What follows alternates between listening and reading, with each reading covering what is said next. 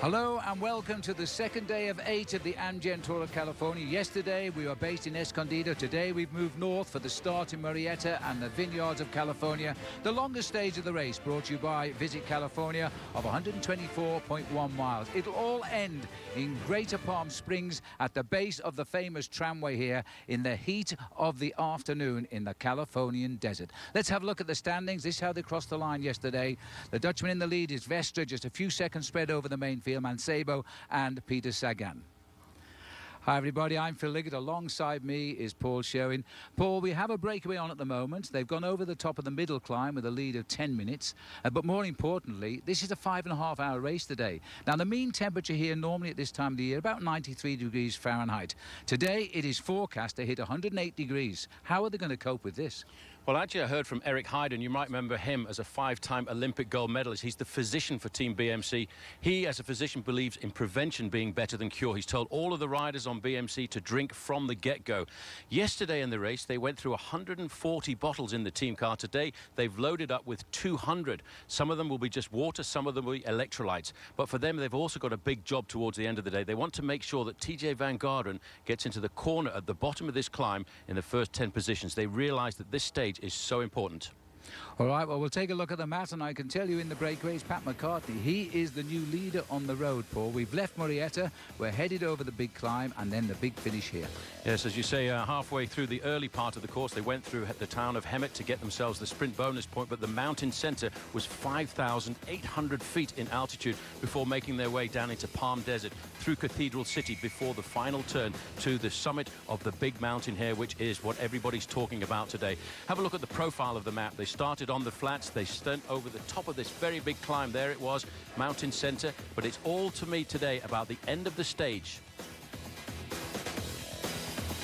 So we're drawing the action live now. These are the four leaders out front, and they've been away virtually from the first 3 miles of today's stage, so they weren't afraid of what was to be expected as we got into the bleak scenery here of the Californian desert. Sat at the back is the man with the most chance of succeeding here, Pat McCarthy, on the Bristol team. Bristol, who always promise they'll be in every break they can be in. They were in yesterday. They got just reward there when Carter Jones got the lead in the Nissan King of the Mountains. There's the four names for you.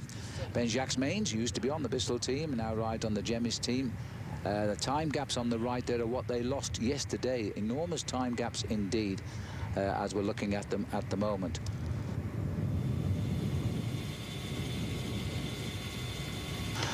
And the peloton now at 7 minutes and 10 seconds. That's the latest gap. Now, at the halfway point, it was 12 minutes and 15 seconds.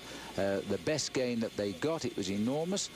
It was beginning to look as though they might make it. Anyway, let's remind ourselves, as if we need reminding, here's the Sutter Home weather.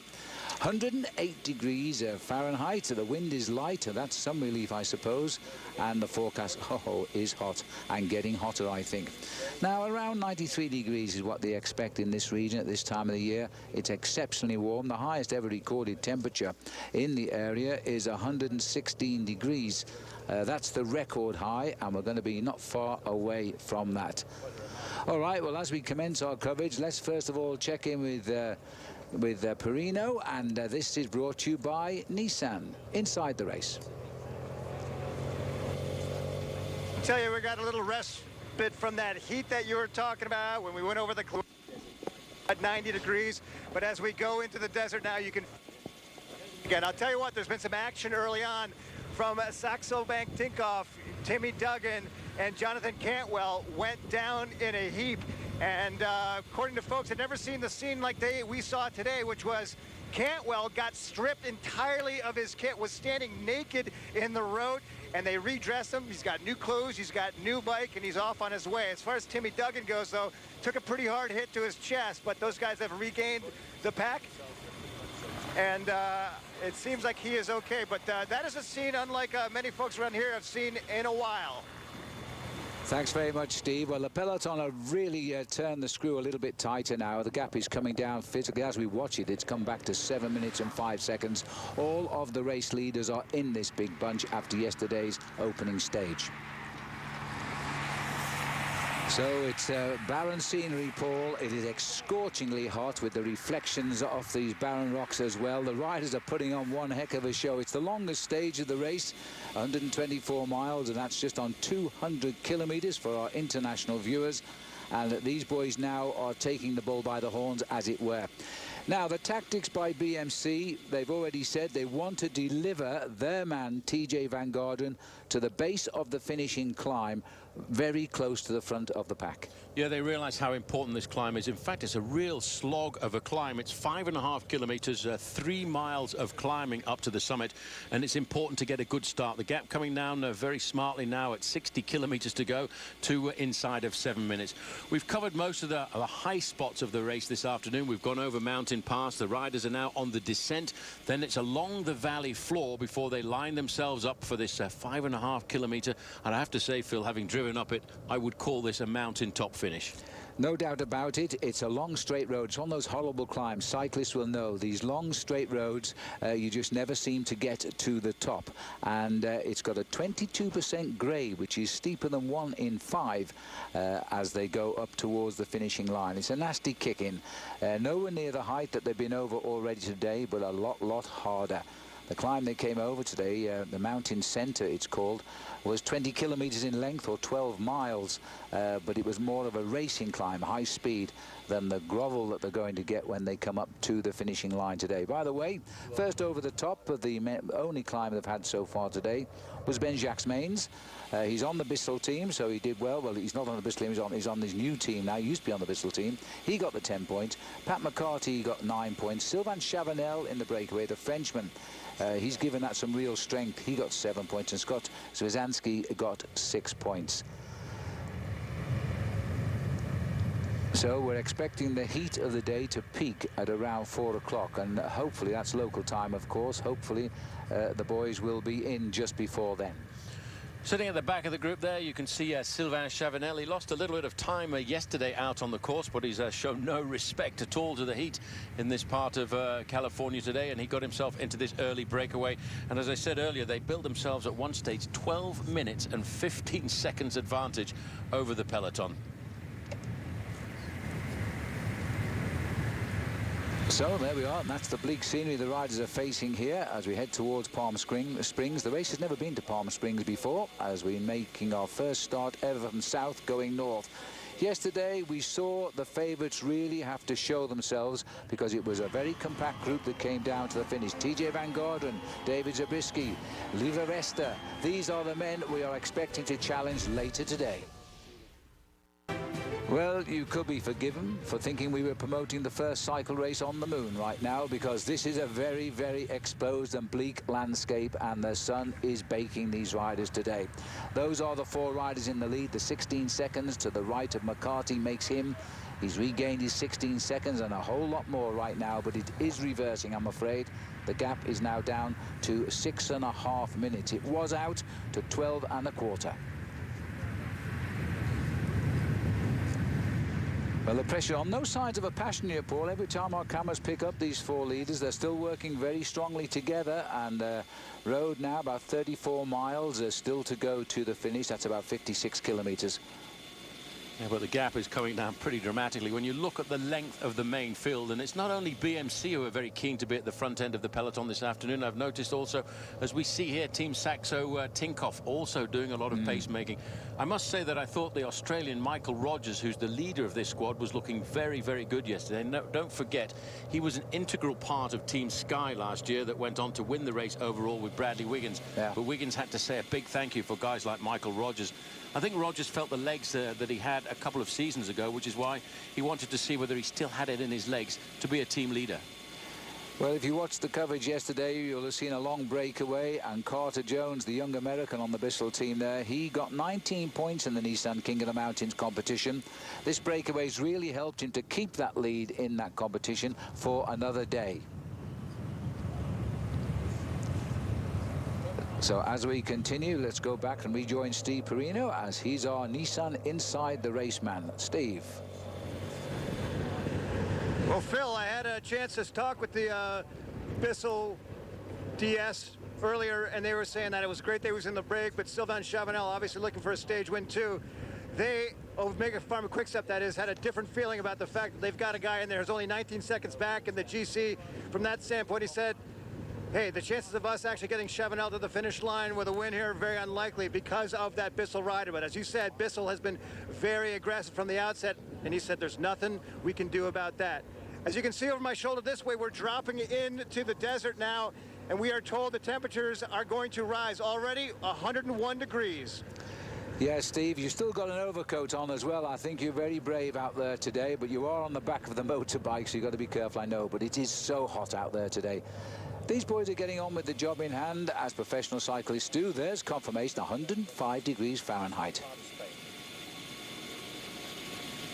And as we looked at the speedometer, it's just gone up another degree. It's now officially 106 degrees Fahrenheit, which is around about 42 degrees Celsius, if my mental conversion is correct. We're moving along pretty quickly just now, Paul, because we're on a gentle descent.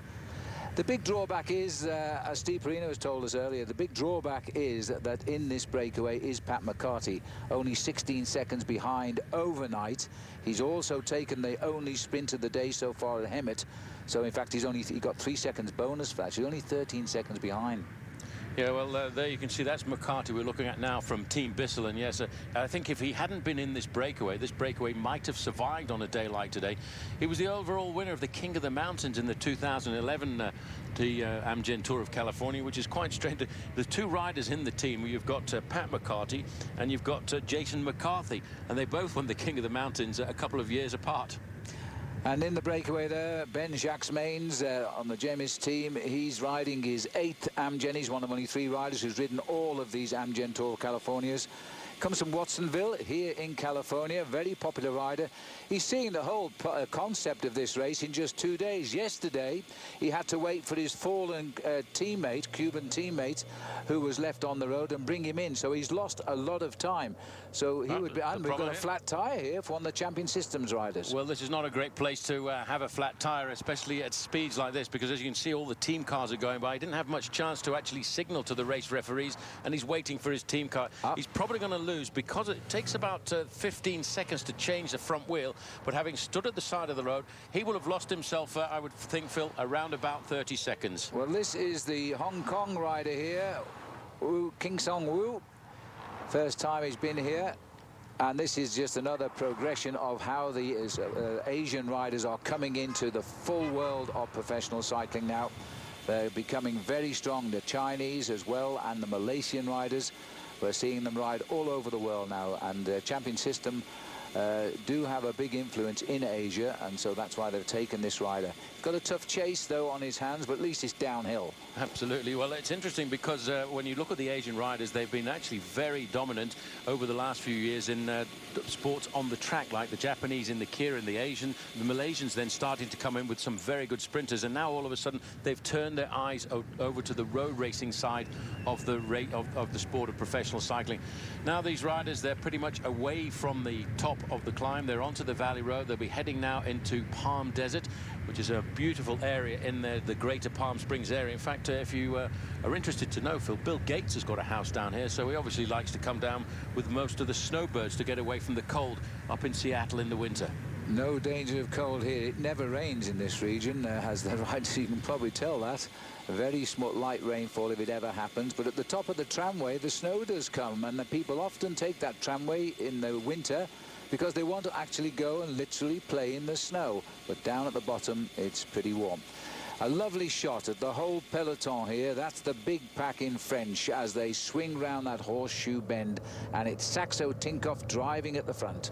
Well, in defense of the organization, Phil, they wanted to make it very, very clear that these are unexceptionally high temperatures for this time of the year. Normally, the average temperature is around about 85 to 90 degrees Fahrenheit, which is a perfect way to come and escape the cold of the winter months. Well, really enjoying this long sweeper right now.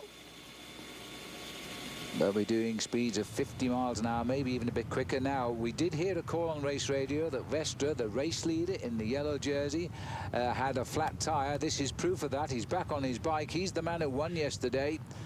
And a very strong win it was too, and has put himself up into the favourites tags because of that victory yesterday on a mountainous stage. His team car is not supposed to be in front of him, but the judges will make that decision themselves. Well, he started the year off very well with a third place overall in the Tour of the Algarve. He's an experienced professional bike rider, turned professional back in 2006, and he will not panic. He knows not to panic at a time like this, Phil. In fact, it's the Garmin car that is pacing him. This very often happens. It's an unofficial, unwritten rule, if you like, that if a rider has a mechanical problem on the course, the other team managers will help a rider get back into the main field, because if it was actually done by his own team car, you can be certain that the referees would not look the other way. And it would be disqualification from the race if you're being actually paced by your team car back. But that Garmin team car, well, he's just in the line, isn't he? And Vestra has taken advantage of it. But then if you've had bad luck, sometimes the referees don't apply the rules too strictly. He's on his way back anyway. He's now time to brake hard, get round that car. As long as he keeps making progress through the convoy, he can dip in and out of the slipstream, and that's not really against the rules. So a few deep breaths and keep on making progress, and that's what the referees will look for. Don't try this at home, by the way. He's getting himself down there into a very aerodynamic tuck position, just like a skier would do, to get himself as quickly as possible as he can into the slipstream of that car in front. We're now pretty much into the heart of Palm Desert, and this is a very, very nice part of the area. Yes, and we've got Visit California as a point sprint here, and there is a 3-second time bonus for the first man across the line, 2 seconds and 1 second. And McCarthy got the first one, reducing his deficit in real time to 13 seconds overall. Now the yellow jersey then, a bit of a shock for him today as he slowly but surely is rejoining the race. There's still plenty of time to get back in that pack, and there's still plenty of time to catch the men up front. We'll see you in a moment. Just going through in that polka dot jersey there, nasty case of the measles. That is the first leader in the Nissan King of the Mountains competition, and it's on the shoulders of Carter Jones.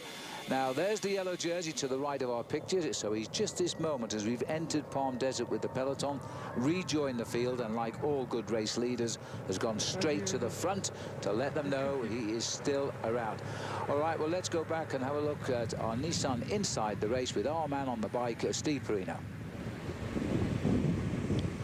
Phil, I tell you what, here you can see about 5 lanes wide. Well, if you have a flat here, no problem, but on that descent, as you rightly said, when Louis Vestra flatted there and they had to change his wheel, it was absolute mayhem. I'm not sure if you see it on the cameras, but it is cars going every which way, and so brave on them to get that thing done as quickly as they did. Now, as it's opened up, the first thing you felt was the heat. 109 degrees right now. The record on this very day back in 1937, 112 degrees. I imagine they weren't having a bike race that day. You're right, Steve. We're going to push that record by the sound of it today at 109. Little shake of the head there as he poured some cold water over the back of his neck. It must feel pretty good right now, I must say. There's a nice view from the air of Palm Desert. So 41 kilometers, 25 miles still to race. Now, if it wasn't for the hill at the end, they would have done that probably in about 53 minutes. There's Dave Zabriskie. He has 4 second places, and he'll want a challenge today. He's got to do something on that climb to stay in contention to try and get that elusive win. Yeah, well, he didn't live too far away from where we are here. He bases his winter season around Los Angeles. He'll be looking, I think, Phil, to try and stay in contact today if he can. He's finished fourth. He's finished second this race 4 times, and I think he'd like to turn all of those second place finishes into a victory. And to do that, he's going to have to stay in contact on the climb today. The fact is, the gradient is quite steep on the run up towards the finish. It's a 5.5 kilometer, 3-mile climb with an average gradient of about 10%.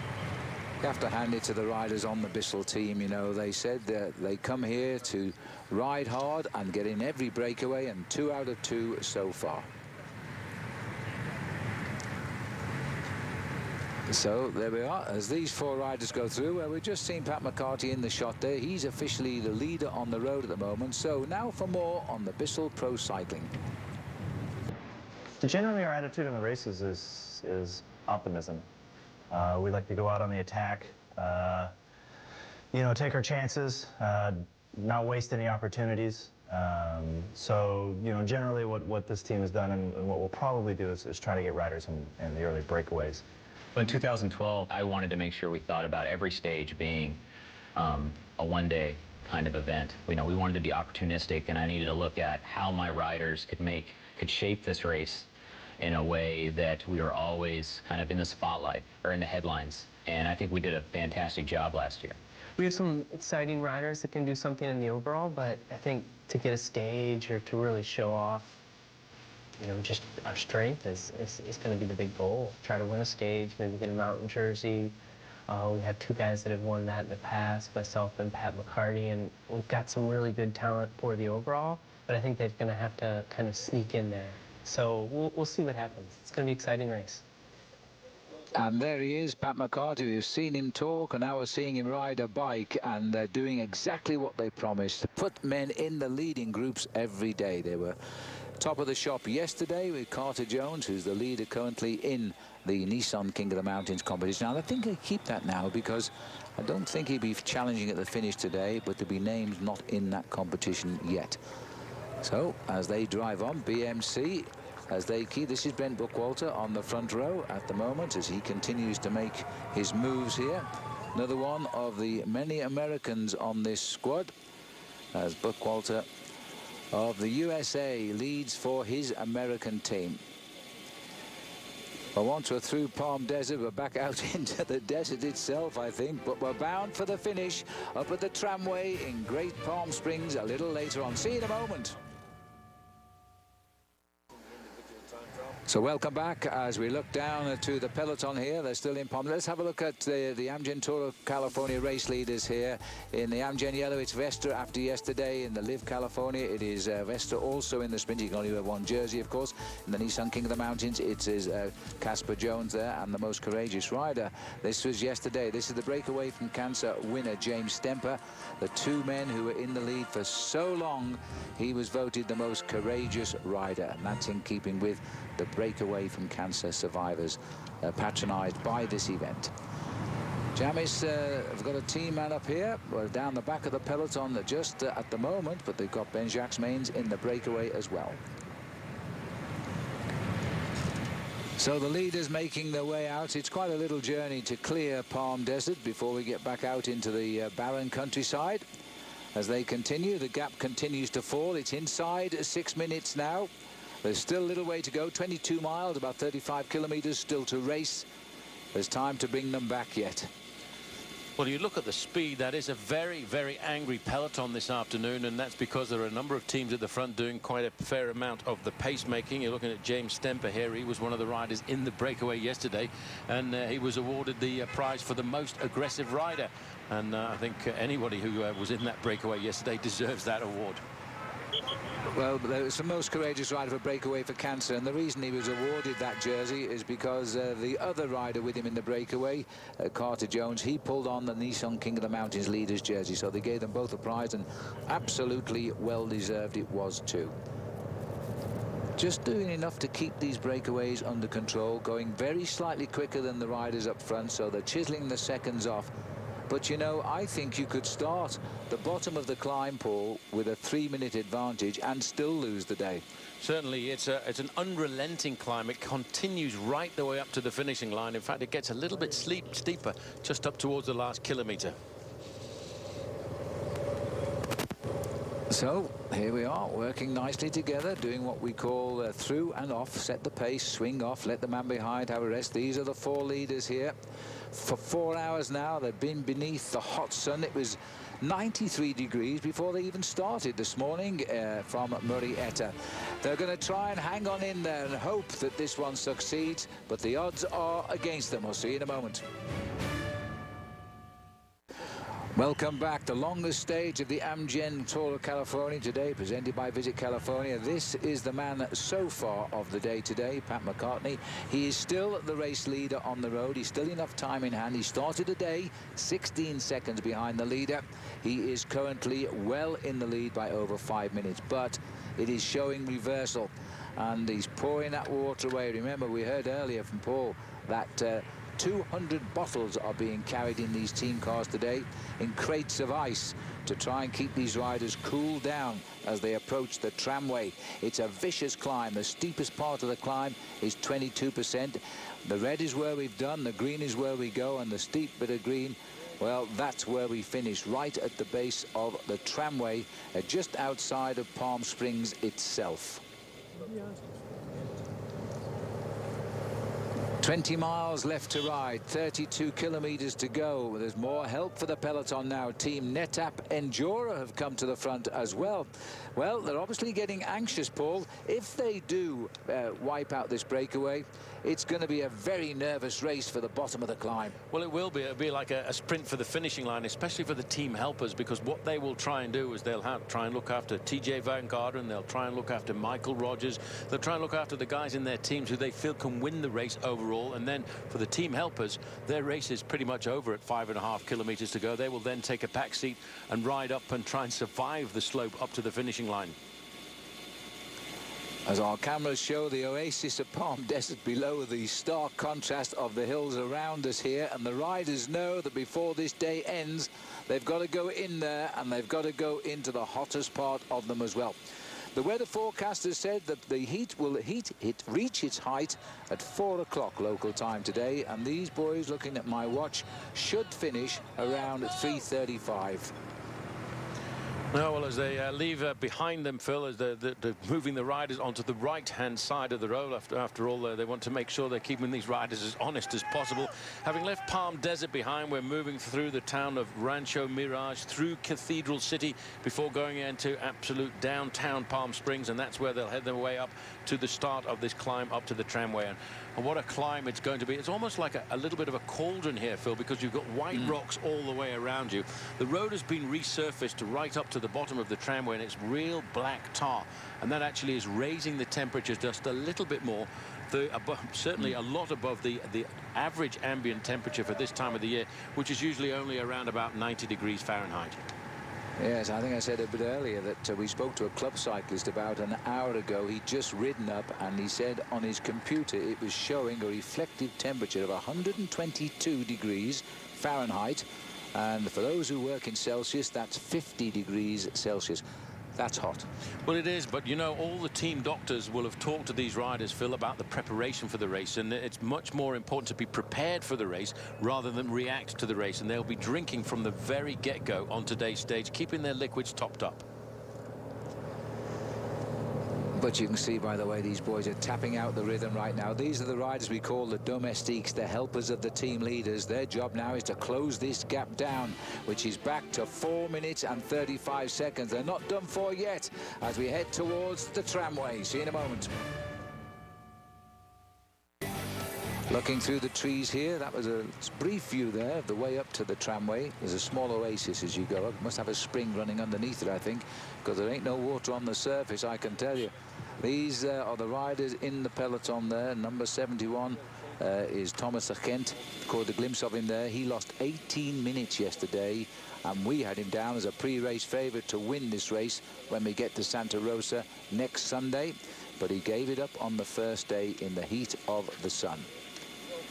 So let's go back to our man inside the race. That's presented by Nissan, and that is Steve Perino. Hey, Phil, I told you before the record was 112 on this day. We already hit 114 degrees, hottest it's ever been on May 13th. And heat, as it turns out, it doesn't affect people equally. In fact, I was just talking to the Bissell team director, Omar Kemp. He said their guy, Pat McCarty, who's in the break, he has been racing in hot weather. He was in the Gila just a week ago where they hit temperatures of 100. Now, there was a study I looked into just the other day that was done at the University of Oregon back a few years ago, and what they discovered is that when they put a group of riders in training for about 90 minutes a day in 100-degree heat and then raced them after that 10-day period, their performance improved in heat by 6% over the control group. That's an enormous amount. Again, that's in a lab. What happens on the road, who's to say? But it does say if you are acclimatized, you can beat the guys who say have come over from Europe used to cold weather. Yeah, absolutely, Steve. And I must say that Pat McCartney, well, I guess he's a man of the sun. He comes from Allen in Texas, and the Tour of Gila that Steve referred to there is down in New Mexico, so it's bound to be hot. And well, this is the lead group. Pat McCartney is the man up here. If you catch him, he wears 116. Now we switch to the back of the race here as they make that left-hand turn, getting towards them their hills. Well, he's probably just as well, Paul. The riders down there can't see that lovely water shimmering on the left-hand side of the road, because some would be in there. No, they certainly would. And the right-hand side of the picture, Phil, reminds us that we are actually in the desert. It's a good job they've got the Colorado River not too far away from here to be able to pump some water down to create this oasis right in the middle of the desert. A place that really became famous, as you said, in the 1930s, when all of a sudden all of the major film stars said, it's not too bad, we want to go somewhere in the winter. But one of the real reasons Palm Springs started was a lot of people who had allergies actually wanted to move into the desert to make sure they could have the clean air. And that's why it first originally became a place where people would come for a spa resort. Well, three names spring to mind. Frank Sinatra, Al Jolson, Bob Hope all put their second homes here and made it very, very famous. And now they didn't stay here when it was hot like this, though. They went back home to Los Angeles, which is about 110 miles, about 170 kilometers away to the west of where we are now, as we're looking here at the breakaway. Little bit of a glance there. I don't know if you noticed it, but a little glance to the left by Ben-Jacques Maines, the second rider here, looking at them there mountains, because that's where we're headed. But they're still working well together. Sylvain Chavanel passing through in the blue, without doubt the most famous man in this breakaway, but the most famous man in the Amgen Tour of California right now is the maillot jaune, the yellow jersey of the race. But will he be in yellow, Louis Vester, when we get to the finish today? As we look down now, the peloton are just about to leave the spreading of the Palm Desert. And we're having a little bit of trouble up front now. The riders started to attack each other in this breakaway as they come away from Palm Desert 2 by 2. A little bit like Noah's Ark at the moment, Paul, 2 by 2 as the riders come out of Palm Desert. And still Sylvain Chavanel, the last of these four riders, waiting to see what happens. The rider in front of him was Scott Uzansky. He just had a little attack, and now he's on the defensive altogether again. Well, if you like, Phil, once this breakaway formed after about 3 miles of racing, they formed an alliance, an unwritten alliance at the front end of the race. They worked together as friends. They worked together as colleagues. And once you start to get those first accelerations, those first attacks coming, then all of a sudden there's no friends anymore, and that will take the impetus out of this breakaway. And if we look at the if we look at the pictures, we'll start to see as they accelerate away and come back together, we'll see the fact, Phil, that the breakaway's advantage will tumble very quickly. Well, the man they want rid of right now is Pat McCartney. Pat McCartney, the Bissell team, because he's very, very close to the overall lead. He's actually the virtual leader on the road, and he's the reason the peloton are chasing him down. If they can get rid of him, they won't chase down the other three. They might come back involuntary on the climb, but there's no reason to chase them down because they've lost almost 10 minutes at least. And in the case of Scott Uzansky, he conceded nearly 19 minutes yesterday. So they're not important to the race leadership back in the peloton, but they want rid of Pat McCartney. He's the man that's spoiling the fun for the breakaway. Because he's only just 16 seconds adrift, and he will have been at one time hoping that he could be the new overall leader of this race. Ben-Jacques Maines, he has got off the front of this group right now. He's a very good individual time trialist. In fact, the first time we really spotted him was in an individual time trial in one of the very early Amgen Tours of California, where he almost beat Levi Leipheimer to the top of Telegraph Hill in downtown San Francisco. Well, Pat McCartney won't really be too worried about the climb up to the finish. He's a former king of the mountains in this event.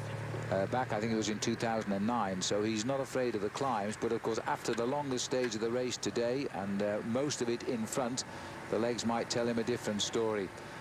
Anyway, at the moment, it's all working because Pat McCartney is here in the back to the left of these three riders, number 116.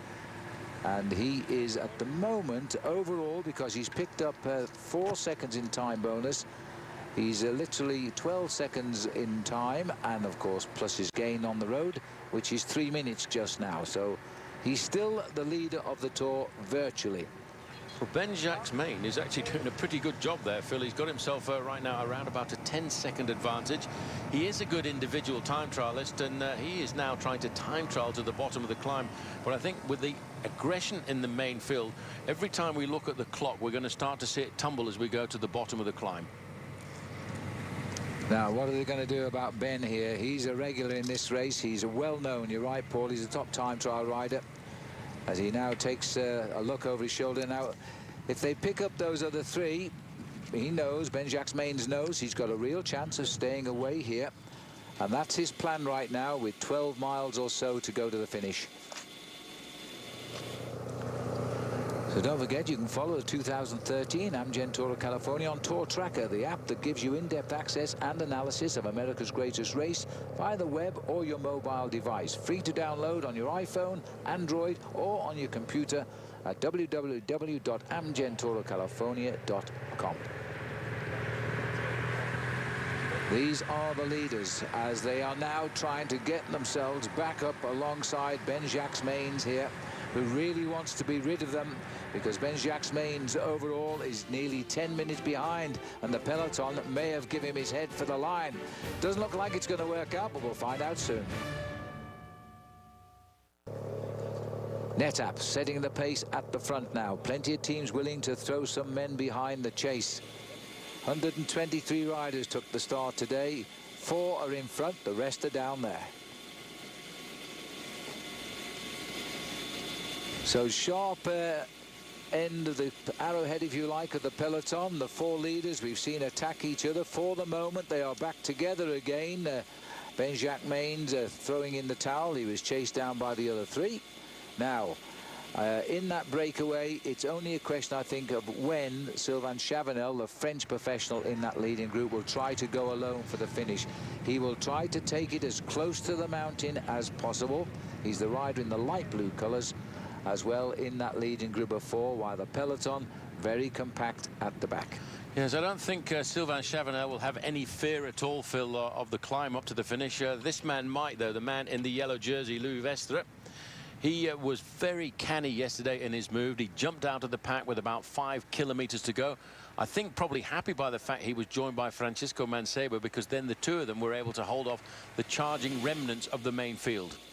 Yesterday, by the way, we did see clearly that Peter Sagan, the man we were building up for the stage win, had problems with a gear and had to rejoin the race. But when we crossed the line, he was in 3rd place, and the reports was he was also left behind with severe cramp. That was caused by the hot sun and that really hard day of racing in the mountains over Mount Palomar yesterday. It took us over 5,000 feet in climbing. These are the 4 boys all back together again, getting very close now to the climb up to the finish. 17 kilometers, just over 10 miles to go. Yeah, 3 riders from the United States getting themselves into the breakaway here this afternoon, with 1 Frenchman just to steer them along, and that's the rider in the white and pale blue jersey there, Sylvain Chavanel. A great star in the Tour de France, and in fact, if you remember, one of the stage victories that he got himself in the Tour de France was in the ski resort of Les Rousses.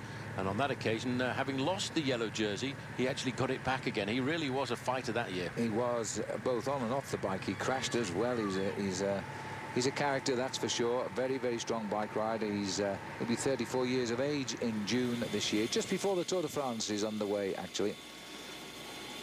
Peloton spreading out a little bit now, so not everybody's helping with the chase. As we start, we more or less run into Palm Springs now in the metropolis here. TJ Van Garderen in the black and red jersey, just sitting in. Important day for him today. Finished 5th overall in the Tour de France last year and was the best young rider, which is amazing, Phil, when you think that he actually went into the Tour de France as a helper for the Australian Cadel Evans, and then all of a sudden Cadel Evans had a few problems with his health in the early part of the season, so TJ Van Garderen had to take over the mantle of leader.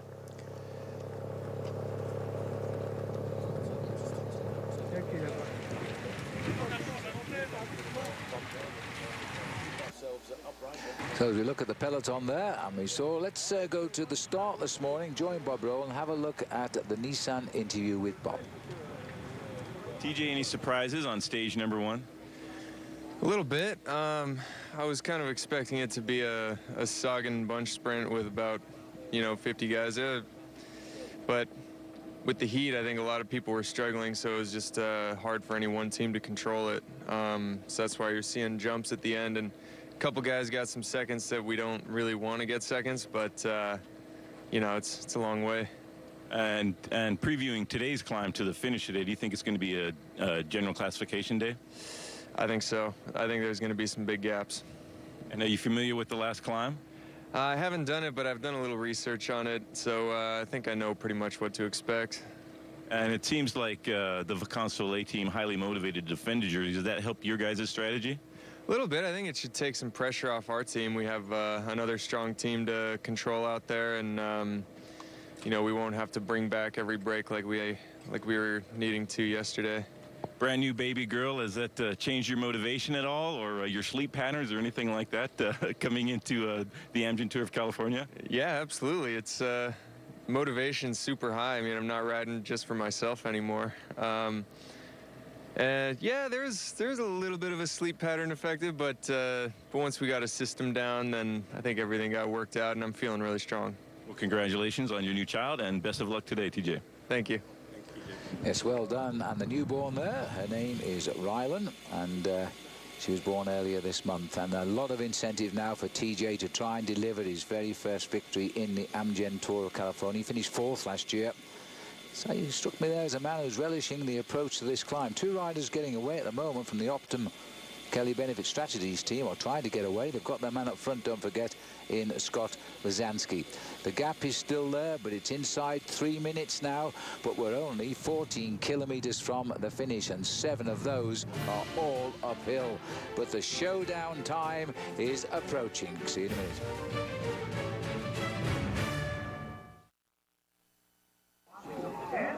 Welcome back to our second day of racing on the Amgen Tour of California. This one presented by Visit California. This is the view from the finishing line, and thank heavens for that palm tree just keeping the sun off me. There is the finishing line right now. It doesn't look anything like as steep as it really is, because it kicks up 22%, and that's steeper than 1.5. Anyway, let's go back into our Nissan inside the race. The man who knows it all, Steve Perino. I don't know about that, but we did come up to the brake field to try and find out what was happening up here. And one thing we did learn is that there's something of an intramural competition going on here, with the exception of Chavanel. All the racers up there that you see have at one point been on Team Bissell. And McCarty's the only one that wasn't on Bissell, with Jacquemain and Zwanski. So those guys know each other well. The activity that we have seen, according to the director, Glenn Mitchell from Bissell, he said, I think they're going after the most aggressive rider, but he's very much awaiting the field to come swallow them up in the fireworks that are going to go off on the climb. Yes, thanks, Steve. Glenn Mitchell, by the way, was a pretty hot cyclist himself. He's a New Zealand rider, but he manages the team at Bissell here.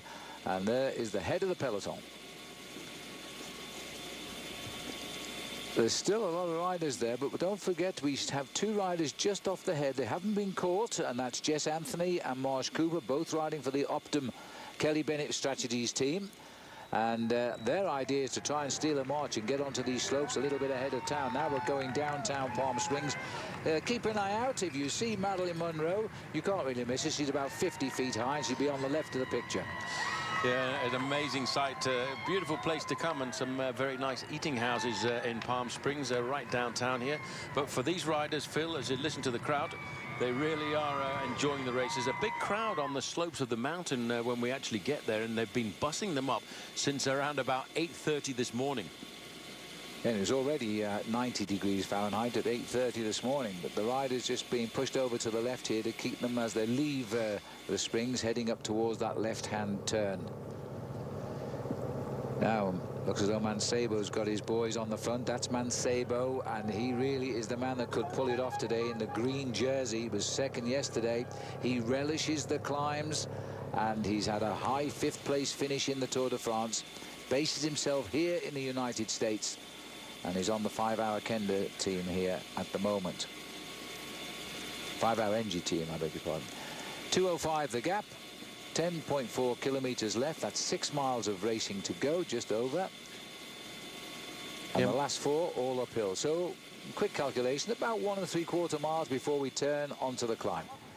Well, there's the banner there indicating 10 kilometers to go to the finish. That's 6 miles of racing. The gap now down to exactly 2 minutes advantage. Mancebo, Phil, the Spanish rider you were talking about, based on the American 5-Hour Energy squad, has had a very good season so far. He's in fine form, and I think he could be the real dark horse on today's stage. He won the Redlands Classic in April and finished it up with a second place overall in the Spanish race, Castilla y León, which is a very tough race in the northern part of Spain, and finished third overall in the recent Tour of Gila. Yes, he wants to impress the Europeans again. He wants to go and race back in Europe, and it would be no finer way than in this race, one of the best races in the world, one of the biggest races in the world. They're all watching. Look at the sweat stains there, the salt coming through on the jersey here of the rider, the Thor Hushoff, the god of thunder, who won't like what's coming up because he's a sprinter primarily. Charging through the center of Palm Springs. New territory for the riders in the Amgen Tour of California. It certainly is, but it's not new territory to a lot of people who come down to this part of the world, Phil, to escape the cold of the northern climes of the United States or the eastern coast either, because this is a great place to come in the winter months, and it's very much inhabited by the people they call the snowbirds, the people trying to get away from the cold northern winters. Yes, there's not much rain seen in this part of the world, and thank heavens for the feeder river, the Colorado River. Well, those two riders are going absolutely nowhere, are they? They're right in the sights of the peloton. The peloton aren't racing to chase them down. The hill will do that. 10 kilometers, 6 miles to go for the main pack now. And the gap is 1 minute and 40 seconds. You know, when they make the left turn, there'll be 1 minute off the back of them on that climb. Shouldn't take them much longer to wipe it out. Well, as we said earlier, Phil, this is almost going to be like a charge of the Light Brigade to go into the Valley of Death, because that's what it's all about. They are racing. The team helpers are racing at the moment to try and get their team leaders into that left-hand corner in the first 10 or 15 positions. So important is it to be well placed at the start of this climb, because this is one of those horrible climbs that as soon as they turn left, the gradient kicks in. At the moment, the field being led by United Healthcare here as they race towards this left-handed turn. We'll leave downtown, I'm afraid to say. I think we passed the statue of Marilyn Monroe and we didn't get a shot of it, so I'm sorry about that. It was on the left. But the arrowhead perfectly formed now. The workers on the front, the rest trying to get a view of what's happening without doing too much work. These are the riders out front just now. Jess Anthony, he's 122, and 124 here is Marsh Cooper, the Canadian. But they've slowly been hauled back here.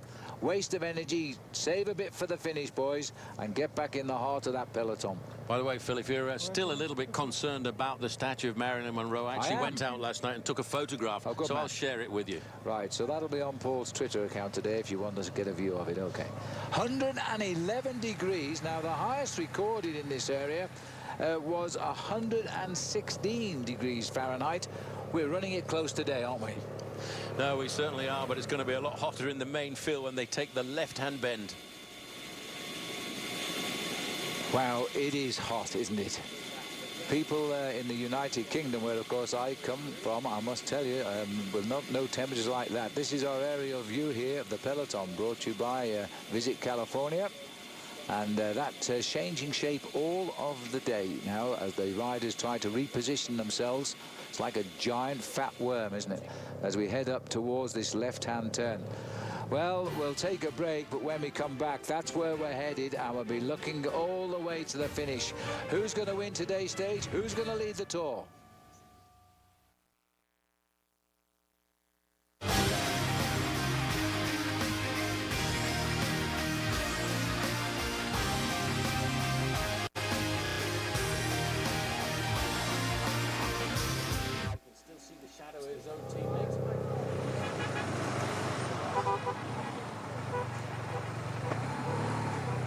It's showdown time now, and it looks as though Johan van Sonneren wants a winner of the great race Paris-Roubaix, decide enough is enough. That moments ago they've just started the climb.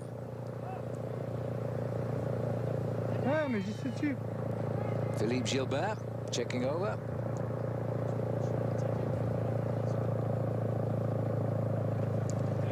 This is Gilbert here, and it looks as though he's had enough all of a sudden too. He's sat up now. He's realised he's looked ahead. It was pity we can't see if we're behind. Maybe we can now. This long, and look at how the peloton has imploded. Peter Sagan there has gone backwards very quickly indeed. This is not going to be the day of the sprinter now. There he is, number 21 in the breakaway, now at the back of the race, just having a chat with his teammate Gianni Meersman, the sprinter. Sagan has also dropped off. Gilbert has gone. These are the boys now, seen the road.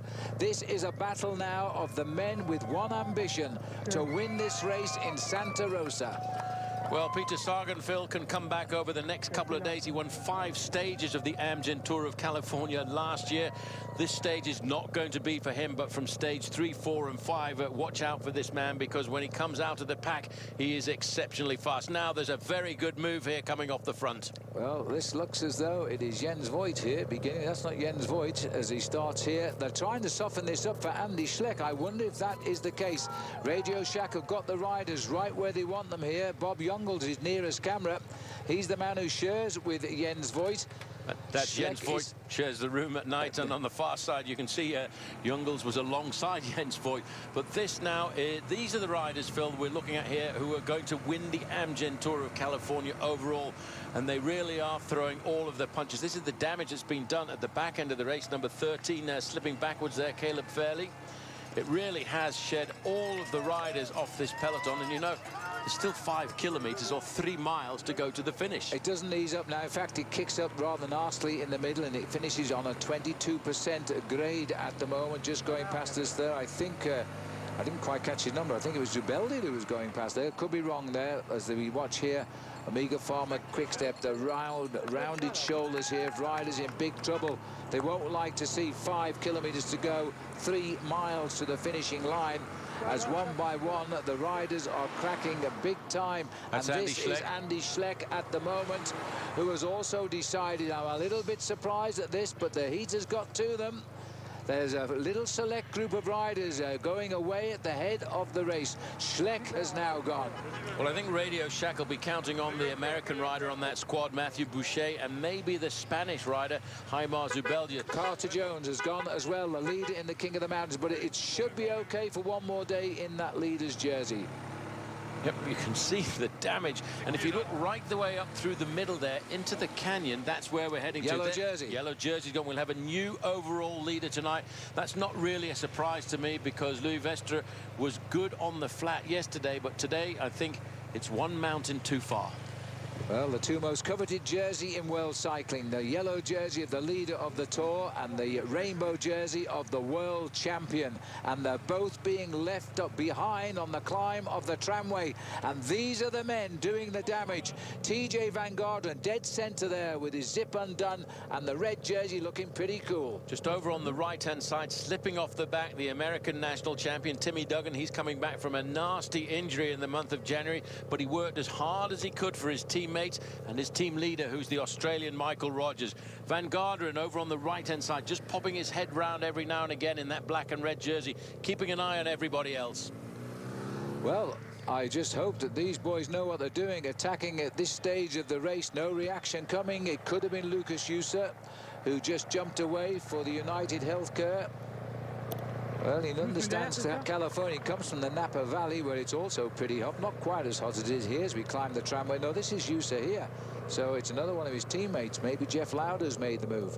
4 kilometers to go. That's 2.5 miles. Just notice how BMC have not been panicked by this attack at all. Sitting on the front there, just looking after TJ Van Garderen. I think Van Garderen has to do something today if he wants to lay his foundations down for an overall victory in a bike race like this, because he's been knocking on the door of a big win for many, many years. And today, if he can do something special on this climb, I think it'll be a confidence booster for him. Well, the man he's got to watch out for, you can see him peeping in out of our picture in that group behind. In the green jersey is Francisco Mancebo. Man, there he's also getting a good look at who is putting the pressure on at the front. He's the obvious one to succeed the yellow jersey because he sits in second place overall. He has now recovered his 4 seconds lost time over Vestre, so he's the virtual leader on the road right now. Well, that's a small group behind him. I can just see the blue and white, yellow helmet there of Michael Rogers sitting comfortably. He really does seem to have... we're down to 12 to 15 riders in this leading group. It's been a serious selection today, but I have to say, Phil, we did really expect it. We did, and look down, look back. You're looking at Palm Springs, already seems to be disappearing into the valley below as it is, as they continue now to push on the pace. The two BMC riders just holding pace nicely. as they continue to climb up here. The United Healthcare rider, and I'm not sure who it is at the moment, but we've just unhitched another rider here, Max Jenkins from Citrus Heights in California. He's gone for 5-hour energy. We think this might be Phil Dignan rather, and it'd be the sort of move that Phil could do, the Irish member of the squad. Well, looking at the, this is a bit of a surprise to me there. 151 there. Francisco Mancebo is in a little bit of difficulty. So too is the James Hagens Berman rider, Hanier Acevedo from Colombia. There's number 31, TJ Van Garderen. At the moment, not showing any signs of weakness, not showing any signs of panic at all, just keeping a close eye on the rider in front of him. He knows that he's got to keep something in reserve. Yellow jersey, Phil, at the moment is 2 minutes and 15 seconds behind. Well, Phil Dignan, he won the Tour of Gila. He didn't win any of the stages, but he won the overall classification this year, and that's down in New Mexico. So he's not afraid of the heat, and he's not afraid of the climbs. He's taken a gamble because, look, there are only 6 riders left behind him now, and one of them is TJ Van Garderen. This is Andy Schleck down amongst the cars, and behind him is Lou Vestra, the former leader of the race now. Well, he's at more than 2 minutes behind in the overall in the race this afternoon, because that's how far behind the yellow jersey is, 2 minutes and 20 seconds. But Phil, what I think is more important, in the small group behind the lone leader, you have TJ Van Garderen, and he still has a teammate with him, and his teammate is the one who's doing most of the pacemaking here, trying to set something up for the young American a little bit later on as we get closer to the summit. Michael Rogers is also still there. This is Marco Irizar just peeping into our picture. I think it was, maybe wrong that one, as we're looking here at Mathieu Boucher on the right-hand side. So he's in. They were expecting this for Team Radio Shack. He's the man they were hoping would survive as they continue on the climb here. But it is now beginning to become a war of attrition here, as one by one they just seem to be cracking big time, and this does not relent all the way to the line. In fact, it gets steeper. And so it is Phil Dignan that we thought it was who's gone clear, the Irishman who won the Tour of Gila, as he now keeps the pressure on. And this is a good move by Phil. He must have been feeling very, very good to go when he did, and he's completely imploded the whole race behind him. There's now only 4 guys down there, maybe 5, trying to bring him back at the moment. So we look at Matthias Frank setting the pace for the team. He's looking back to see how much damage has been done. He will turn himself inside out for his own teammate this afternoon. His team leader is sitting in 3rd place. Michael Rogers in 2nd place for Australia is looking very, very comfortable. And despite having a difficult time, the young Colombian rider Hanier Acevedo, wearing 131 there, is still present in a group like this. And watch out for him, because these Colombians are phenomenal climbers when they come to the steep gradients closer to the summit. Well, the big danger could well be Michael Rogers here, the winner of the Amgen Tour of California in 2010. Boy, the yellow jersey of yesterday, the happy moments just 24 hours ago for Lou Vestra, now turning into moments of pain for him as he just tries to get to the finish. These are the legs dancing on the pedals of the former champion of Ireland, Philippe Dignan. Well, putting it into perspective, Phil, Phil Dignan finished in 9th place overall in the Tour of Spain, which is a 3-week bike race back in 2009. So he knows how to dose his effort. But when you look at the long and winding road going right into those gorges at the foot of the tramway, there's still an awful long time in the saddle before we get to the finish line.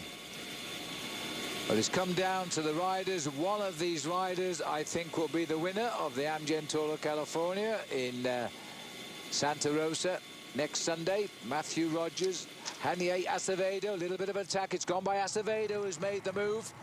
So Acevedo, Rogers, Boucher, TJ Van Garderen and Frank is the compact group here, and ahead of them is Philippe Dignan.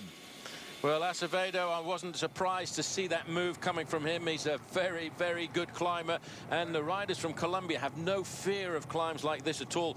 The average length of the climbs in Colombia when you ride races like the Tour of Colombia, Phil, are 25 miles long.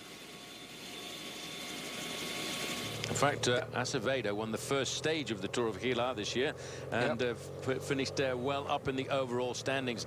He was waiting to see how the other riders in this group were going to respond. This is certainly very, very important. Looking at Phil Dijkman's pedaling style there, he looks very comfortable. 2 kilometers to go to the finish. That's around about 1.5 miles, but that's 6 or 7 minutes of effort when you look at the slopes of a mountain like this. And look how the rider with TJ Van Garderen, he's doing a great job of work there. He has pulled himself back to the Columbia. TJ Van Garderen at the moment is riding in an armchair, but what he has to do, he has to finish this off for his team. And watch out for Matthew Boucher on the right-hand side, number 2. He's been a former champion of the United States of America, and he's turning out to be a very, very good climber. Well, Acevedo has been put back in his place. He will know all about Philip Dijkman because Dijkman won the Tour of Gila. And now we've got this select group just behind. Michael Rogers, Acevedo, Boucher, TJ and Matthias Frank. This is Philip Dijkman here. He had his great moment when he won a stage of the Tour of Spain back in 2009, which helped him to a final 9th place overall in that event. Now, can they nail him back before the top? That's Matthew Boucher on the right-hand side. And as we look at these riders trying to get up, let's get down to our man on the Nissan inside the race, Steve Perino. John Carter, dead. Phil, we're back here in the shrapnel of it all. In fact, we're right alongside Philippe Gilbert, just part of that shrapnel. Behind us, Andy Schleck. There's the and there's Zabriskie in the back as well. So some major damage going on. I talked to our friend Frank Andrea of 5 Hour Energy. He said they pre-rode this, and he basically called it a vertical frying pan. And because it is so hot, there is no way to predict how anyone will perform because the temperatures, as you might say, are beyond category. So if you can hang on in this heat, you are doing great. Right now we've got Philippe Gilbert, and he's got a smile on his face. He says it's too hot. That's what he's telling us right now, too hot. I got to agree with the man. Absolutely. A decision made early by Philippe Gilbert, but Dijkman is pushing on, but they're slowly bringing him back here. And the real heads of state have come up now to Dijkman. TJ Van Garderen, Acevedo and Michael Rogers, I think it is, yes. Just no, Michael Rogers has just cracked as you started to talk about it. He's lost 2 lengths, 3 lengths, 4 lengths. The Australian and now is under pressure.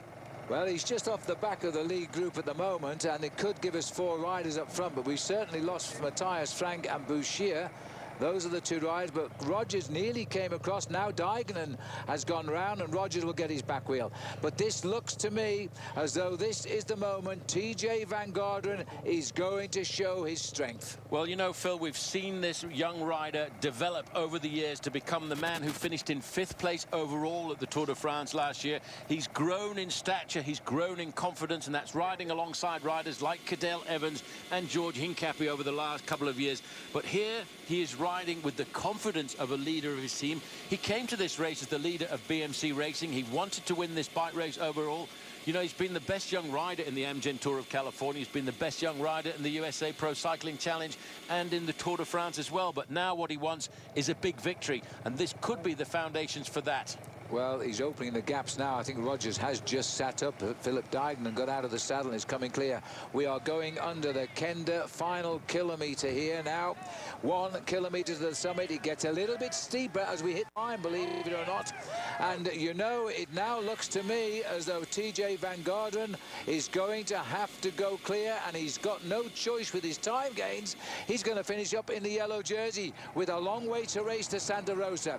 As they go under the Kenda 1 kilometre, 1 by 1 now. This is Matthias Frank, who's also putting up a great performance. Just ahead of him is Michael Rogers, trying to limit his loss. In fact, I think he might be recovering a little bit. This is the man from Canberra in Australia who won this race back in 2010. 900 metres to the summit. Well, Phil, if we look at the overall classification, TJ Van Garderen and Hanye Acevedo are both in the same time at the start of the day. There's a time bonus for the first rider to cross the line of 10 seconds, 6 seconds for the second place rider. So pretty much the first rider to cross the line here will be the new yellow jersey. I wonder if TJ Van Garderen is thinking about that in the back of his mind, because I know the Colombian number 131 has got an amazing acceleration, and in the last 300 meters it starts to kick up to a very steep gradient. taken, which will advantage the Colombian rider. Well, that's why he's got a 1 on his number. His team gave him the team captaincy, and that's a big result. This is Philip Dijkenen here, still trying to get back. He's had a terrific ride up the tramway, that's for sure. But what a great coup it is for the American setup, James Hagen's Beerman. If there he goes. There's the attack. No reaction coming from TJ. A terrific burst of power by the rider from Colombia. Well, I told you, Phil, we're on the steepest gradient at the moment. The Grim Reaper over on the right-hand side. TJ Van Garderen must now control himself, calm himself, and limit his losses. But that was a great and violent attack by the Colombian. You know, in the 1980s, the Colombian riders dominated the European races. They had some fantastic climbers like Lucho Herrera and Fabio Parra. And Acevedo now is trying to ride his wheel marks into their history. Well, they're now getting on to the hardest part of the climb as the finish approaches. And no panic from Van Garderen. He's just keeping his tempo here. He may not have a lot more in those legs to raise his pace, and it may do him better if he doesn't pull on yellow at this early stage of the race. So Acevedo moving clear to the cheers of the crowd. A Colombian on the slopes of the tramway. Well, the Colombian rider, Acevedo, looks over his shoulder to try and gauge the distance between himself and TJ Van Garderen. Van Garderen is into his own rhythm currently, but he's gaining time on all of the other riders in this race who are regarded as threats before the start of the event. But what he must do now is make sure he doesn't lose too much time from the Colombian Janier Acevedo as we're now into the crowd part.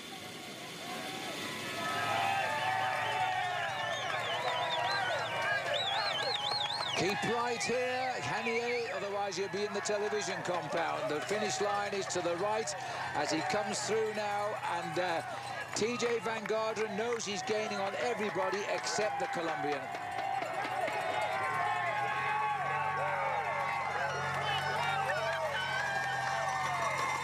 I have to say, this guy reacting to the crowd here, he's kicking again now. I think he's looking like the winner as Acevedo starts to push on to the line, and a yellow jersey awaits him. And he's on the small American team, James Hagen's Beerman. But what a result for this team against 8 of the World Tour teams. He looks over his shoulder. This is where we saw riders coming up this morning to watch this race, zigzagging because it was so steep. Well, 27 years of age from Medellin in Colombia, Phil. This is a crowning moment for this season for him. Janier Acevedo wins to the bottom of the tramway here in the Greater Palm Springs. Grab him, somebody. He is totally exhausted. Same again for TJ. He will move up to 2nd overall, TJ Van Garderen. About 11 seconds, the deficit there for TJ Van Garderen, but let's not forget there's a big time trial down towards the end. There's Philip Dijkenen coming in. He's going to cross the line in 3rd place. He will stop the clock at around about 28 seconds, and that keeps him right up in the overall standings. But what a great ride by this Colombian rider, 27 years of age. In the heat of the desert of California, Acevedo conquers the tramway. This is Matthias Frank. He's going to come across in 4th place and be an exceptional, valuable teammate to TJ Van Garderen now. We might have just missed it, but I think Michael Rogers held on for 5th place there as he came across the finishing line. There he is. Right. These guys have given their all here this afternoon. It really is a beast of a climb, this one that the Amgen Tour of California have discovered. Michael Rogers has lost a good chunk of time, but don't think that he's out of this race. There's Matty Boucher there in 2nd position there in Radio Shack. Terrific riding, but these boys are exhausted. And Mancebo, Paul, will be about 7th or 8th in the green jersey. He'll be disappointed with that. Well, he is the man I thought was going to be the serious dark horse here this afternoon, and that surprises me that he lost a little bit of time on the climb. What about the young Bontrager rider here who's just conquered the summit? I'm not sure which one it is, but that's put a man up overall there. This is Cameron Meyer, the Orica Green Edge team, finishing amongst the favourites for a while. Now, look, they haven't lost the Tour yet. They've lost the day, but they haven't lost the Tour yet. There's a lot of mountains on this route, and there's a big time trial, so they can come back. I'll tell you one thing, Phil. Today, every bike rider who gets to the summit of this climb will know that he has been in a battle. They've laid down foundations for a possible victory. Michael Rogers was very impressive indeed. That looks like Lawson Craddock, is it, down there? So he's sat on the toe. He's done a terrific ride today. He's in amongst it. Will probably pull on the white jersey as best young rider. In all the time I've watched the Amgen Tour of California, Paul, as the lone yellow jersey makes his way up as well, I've never seen carnage like this on the finishing line. The riders have got absolutely nothing left. Well, it climbs from that left-hand bend at the bottom in Palm Springs. There is not one little bit of respite on this 5.5 kilometre, 3-mile climb to the summit. Although I have to say, one man looks very, very fresh there, the winner of the stage. And you know, when you win the stage, all the pain just disappears very, very quickly. For sure, yeah. I think the victory, the adrenaline that follows, just gives you that extra fillip over the rest of the riders. But they're going to be a while coming up here, and I have to remind you, 12% of the winner's time is all you've got to get in today, and this was a very quick stage, averaging almost 40 kilometers, 25 miles an hour. 3 minutes has ticked by already, and I think we'll see a lot of riders long way down the slopes. The Maillot Jaune, erstwhile now, riding with Andy Schleck in the black on the far side of the road there. And also we've got Daniel Schorn, the Austrian, on net app with them as well. Well, one thing I think you can say, Phil, about a climb like this one up to the summit here at the foot of the tramway is you can't hide anywhere on a climb like this. You have to give your all to get up towards the summit. And that's Leopold Koning coming in there. The rider net app we're expecting to do a good performance here, but he too has suffered on the slopes of this climb. Everybody has struggled today. Everybody has got to reach the finishing line within 12% of the winner to start again tomorrow. We lost 3 riders eliminated yesterday on the very first day of the race. They've really been punished in these first 2 days of the Amgen Tour of California. Ted King coming in there for Cannondale. He didn't have to look after his teammate Peter Sagan here this afternoon. He was a very good rider yesterday, doing lots of pacemaking for his teammate, but we've seen a big opening up of the gaps here, and I think we're going to see a very aggressive next 3 days of racing when riders who've lost time on today's stage will look to try and get themselves some individual glory. But what a great performance there. Well, the overall result, Acevedo, just over 5 hours of cycling today. TJ Van Garderen at 12 seconds, 27 seconds to Dijkman, Frank at 45, Rogers losing 55 seconds. Top 10 completed by the Australian Cameron Meyer at 1 minute and 40 seconds. This is the sort of gap that we have got now. They are big time gaps, but they're not insurmountable. They can come back on this. Overall, of course, Acevedo will be the new leader. 12 seconds now for the man from Colombia over TJ Van Garderen. Philip Dijkman will come up into 3rd place overall. Now the shadow boxing will begin to see how those riders have lost time today can get that time back. And tomorrow, although there are plenty of hills tomorrow, they're all the lowest type of climb, 4th category. They might be appreciative of that. Lots of big names losing big time today. Haimar Zubeldia, the rider from Radio Shack, also losing a huge chunk of time. It'll be interesting to see who's lost the most. Well, this is the activity here in the tent just behind where we're commentating to you from. This is Haimar Zubeldia coming up towards the finishing line. Man that's had great results in the Tour de France and has been a very strong man on Radio Shack, but today the heat and the mountain has broken those spirit and legs. 6 minutes has passed by now. And let me just pause briefly while I work out the elimination time for you.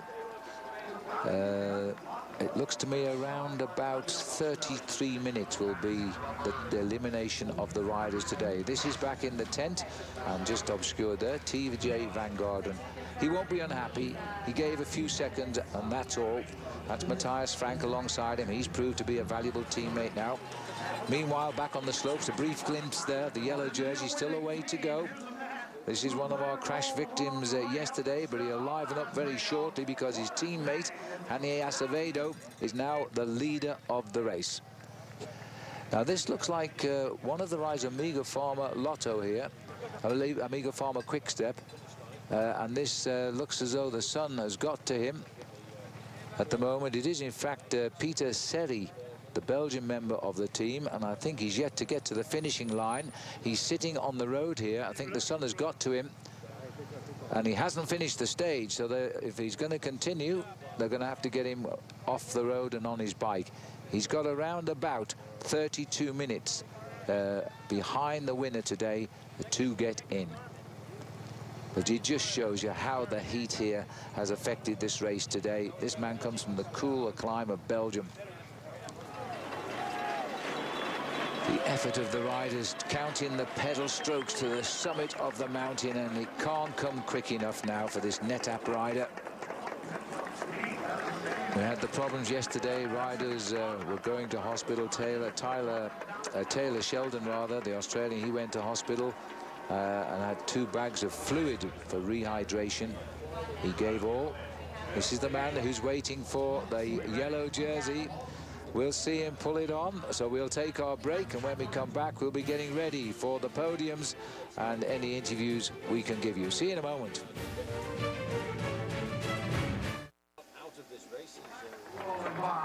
Welcome back to the tramway. Moments ago, this was the scene of the labouring yellow jersey erstwhile of Luva coming up, just getting inside 10 minutes to the line. The world champion Philippe Gilbert descending, having had his time taken. And Andy Schleck just ahead of that yellow jersey when he crossed the line as well. These are the scenes now at the top of the tramway. This is Michael Rogers here. As he finished, he's still well in the hunt, as riders are just sitting on the road wherever they can find a spot. Philip Dijkman, when he finished today, he did a formidable ride up the mountain. It just wasn't quite good enough, but he finished 3rd on the stage and is right up in 3rd place overall. Out onto the podium, a yellow jersey in the Amgen Tour of California for the Colombian rider Jani Acevedo on the small James Hagen's Berman team. What a result, Paul. Brilliant result, brilliantly timed acceleration. He tried early on, he was pulled back into the fold, but then he still felt that he had it in his legs. When we got to the steeper gradient, he went again and opened up the gap between himself and TJ Van Garderen. Well, he's got the bear of California, but even the bears don't come up here. It's too warm for him with those fairy coats, as the overall situation sees him at 12 seconds ahead of Van Garderen. Yeah. So let's have a look at the overall confirmation. Our Cliff Bar standings. Acevedo, yes, 12 seconds to Van Garderen, 27 Dijkman, 45 back to Frank, 55 to a former winner of this race in Michael Rogers, who now sits in 5th place overall here. In our Cliff Bar standings, can we show you all we can? Mancebo goes down from 2nd to 6th, 63 seconds back. Mathieu Boucher, he's now in 8th place. Lawson Craddock, great ride by the youngster. Should be the best young rider up there, in 9th place overall. This is the view from the top of the tramway, by the way, courtesy of our helicopter. So the gaps are open, but the nature of the course this year, they could still be plenty of room for manoeuvre. Now, I'm hearing that we can go down now to Bob Roll, our Nissan interviewer, and he's got with him TJ Van Garderen. Bob. How brutal was the heat on today's stage, TJ? Insane. It was unlike anything I've ever done. It was by far the hottest race that I've ever done. And it looked like a real tooth and nail battle with the stage winner, Jani Acevedo. Yeah, it was. I mean, he was super strong out there. I mean, when he attacked, I was too afraid to go into the red, because in this heat, sometimes if you go over your limit just a little bit, you just can't recover. So made a little bit of a gamble just to kind of stay within my tempo and try to claw him back. But he was definitely strong enough to hold on. In spite of the other contenders, it seemed as if BMC has been asked to do a lot of the tempo throughout the stages. Yeah, I mean, that kind of comes with being the favorite. You know, you have to kind of take that responsibility. But, you know, I think we're strong enough to do that. And, yeah, I think if we keep doing that, I'm pretty confident in my ability to take the jersey and the TT. Will you guys be able to lean on Jameis a little bit to do some of the tempo making because now they have the jersey?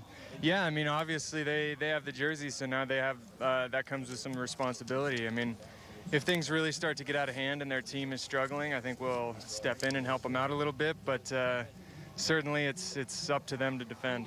What's the protocol to recover from an incredibly hot stage like today? Cold shower, plenty of fluids, a nice healthy dinner, and a good night's sleep. All right, TJ, best of luck. Thank you.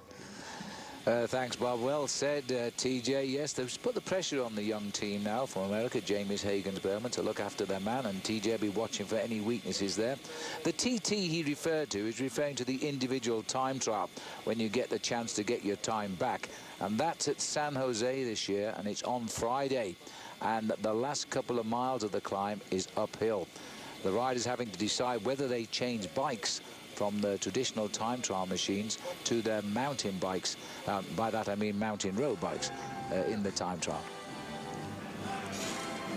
Well, there he is, looking around, not sure what to do next. Hanier Acevedo with Joanna and Allison just trying to perk him up a little bit.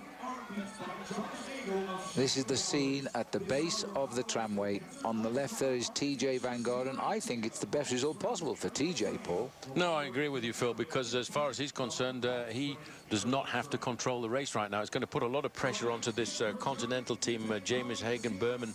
They will do everything they can to keep Acevedo in the lead for as long as possible, but it's going to be a hard job. Absolutely. Now it's time to step up onto the podium as he shakes hands with TJ. TJ very understanding of the power of that man today. Very wise man, TJ, not to push himself into the red zone, as they call it, in case he couldn't have recovered and would have lost more time. Philip Duignan on the right, the Irishman. Terrific result for him and for United Healthcare as well. They're saluting the crowd here at the base of the tramway, high above Greater Palm Springs. We're going to take a short break and then we'll wrap it all up when you come back. Well, let's get straight down to the podium, because here he is. He kept his lead. He earned it yesterday, and Carter Jones has kept the Bristol team on top in the Nissan King of the Mountains competition. The point scores went the other way today, so they didn't catch him up. He's kept his 19 points intact from yesterday. He's just glad to be here. He's only just arrived, actually, so they've hauled him up onto the podium to receive the leader's jersey. He'll wear it tomorrow. Not such a hilly day tomorrow. We've got 4 fourth category climbs tomorrow, not quite as hard as today. That's the situation in the Nissan King of the Mountains. Jones got 21 points. He got a couple of points today. 16 to James Temper, his breakaway rider partner yesterday. Usa up in the 3rd place, as he was. Marsh Cooper's there, 2 in 4th. Acevedo comes in now with his 10 points for win today. He's in 5th place. So, well, it's not all doom and gloom for Louis Vestre. He's lost his yellow, but he keeps his green jersey, which is the Visit California Points Sprinters jersey. And he's still got a good lead in that. Well, he's puffing and blowing. I think he just wants to go and sit down, but there we are. And in that Visit California green jersey standings, he's just got a 3-point lead over Mancebo, Peter Sagan, Meersman, and Patrick McCarthy scored well today. So he's up into 5th place with 6 points in that competition. We're moving on to the white jersey now, and this is the leader here. This is Lawson Craddock. This is our Crunchies white jersey, as he looks quite happy here. The youngsters on the team managed by Axel Merckx, and he's getting some results from these riders. He's up to 9th overall.